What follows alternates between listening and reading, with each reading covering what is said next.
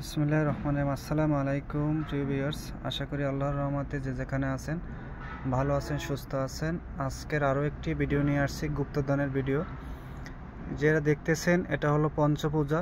যারা গুপ্তধনের পিছনে ঘুরে টাকা পয়সা নষ্ট করছেন, উঠাতে পারতেছেন না, এই নিয়মে যদি উঠাতে পারেন ইনশাল্লাহ আপনারা কামিয়াব হতে পারবেন। আজকে দেওয়ার একটাই উদ্দেশ্য, আজকে মায়ের আদেশ পেয়েছি, এই কারণে এই ভিডিওটা দেওয়া যে আসলে গুপ্তধনে আপনারা যারাই গুপ্তধনের পিছনে ঘুরতেছেন, আসলে সব জিনিসেরই একটা নিয়ম আছে। নিয়ম ছাড়া কখনো কোনো জিনিসই কাজ করা সম্ভব হয় না।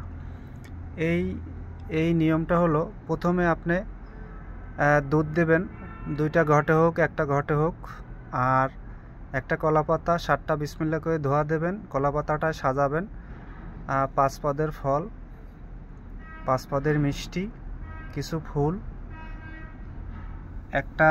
5টা পান, 5টা সুপারি, আর যেখানে গুপ্তধনটা আছে সেইখানে ঠিক সেই উপরেই এটা সাজাবেন। 6টা আগরবাতি দিবেন, ধূপকাঠি, 3টা মোম দিবেন, আর মিষ্টিগুলা সাজাই দিবেন, ফুলগুলা সামনে দিবেন, ফলগুলা ধুইয়া বিসমিল্লাহ করে ধোয়ার পরে তারপরে কেটে তারপরে সাজাই দেবেন। আর একটা করে পানে একটা করে সুপারি দিবেন। সুপারি দেওয়ার পরে সেই পানে, এই যে পান দেখতেছেন, একটা করে পানে একটা সুপারি দিবেন, একটা 1 টাকার কয়েন, একটা অনামিকা আঙ্গুলের, একটা সিঁদুরের ফোঁটা। এটা কি পঞ্চপূজা বলে। আর এই একবারে সাজায় সুন্দর করে সাজানোর পরে তারপরে প্রথমে আপনি মাতা বিশ্বহরীর মন্ত্র জপ করবেন। তারপরে আপনি গুরু ব্রহ্মা, গুরু বিষ্ণু, গুরু মহেশ্বর এই একমালা জপ করবেন। তারপর আপনার গুরুমন্ত্র জপ করবেন। গুরুমন্ত্র যদি না থাকে, যদি মুসলিম হয়ে থাকেন, দুরূদ শরীফ পড়বেন নিম্নে 41 বার। তারপরে আপনি মা কালীর মন্ত্র জপ করবেন, ওম ক্রিং কালিকায় নামে অথবা ওম ক্রিং দক্ষিণা কালিকায় নমঃ। তারপরে আপনি মাতা পদ্মাবতী, মাতা বিশ্বহরীর মন্ত্র জপ করবেন 2 মালা বা 1 মালা।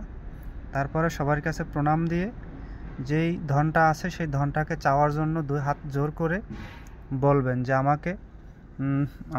আমি যদি এই মাল পাওয়ার উপযোগী হই তাহলে আমাকে এই মালটা দিবেন, এটা বলতে হবে। এটা বলে 2 হাত জোর করে অনুরোধ করে বলে আপনি চলে আসবেন এবং সকালবেলা আইসা দেখবেন, যদি আপনার ভোগ গ্রহণ করে তাহলে দেখবেন ভোগের যে রসটা, মানে মিষ্টি হোক যে ফল হোক, সে রসটা খেয়ে গেছে এবং জিনিসটা একটু শুকনো শুকনো দেখা যায়। আর অবশ্যই এটা দেখে তারপরে আপনি বুঝতে পারবেন, গণনা করে দেখবেন যে আপনাকে কাজের অনুমতি দিছে কিনা। তারপরে সেই কাজটা করার চেষ্টা করবেন। অযথা যদি আপনি কাজের পিছনে ঘুরেন আর যে কাজটা সঠিকভাবে আপনি ভোগ বা সঠিক নিয়মে না করতে পারেন, তাহলে আপনি ক্ষতিগ্রস্ত হবেন, আপনার ফ্যামিলিও ক্ষতিগ্রস্ত হবে। আর এইটা যেটা দেখতে পারতেছেন, এই জমির নিচেই সম্পদ আছে, এই কারণে এর উপরেই ভোগটা দিতে হবে এবং এই উপরেই বলতে হবে। অনেক সময় আছে যেখানে মাল আছে তার একটু দূরেও দেওয়া যায়, কোনো সমস্যা হয় না, তবে সেই উপরে দিলে সবচেয়ে ভালো হয়। অবশ্যই যে পাহারাদার থাকে সে খুশি মনে অবশ্যই, যদি আপনি মাল পাওয়ার উপযোগী হন, সৎ হন, ভালো হন, তাহলে অবশ্যই আপনাকে দিবে। আর অবশ্যই মায়ের প্রতি, মা কালীর প্রতি, মাতা পদ্মাবতী, মাতা মনসার প্রতি ভক্তি রেখে, ভোলানাথের প্রতি, ব্রহ্মাদেব বিষ্ণুদেবের প্রতি ভক্তি রেখে এই কাজটি করবেন। যে ধর্মেরই হন না কেন, কোনো ধর্মকেই ছোট করে দেখবেন না, সঠিক নিয়মে করলে ইনশাল্লাহ পাবেন। সবাই ভালো থাকবেন, সুস্থ থাকবেন। আজ এই পর্যন্ত। আসসালাম।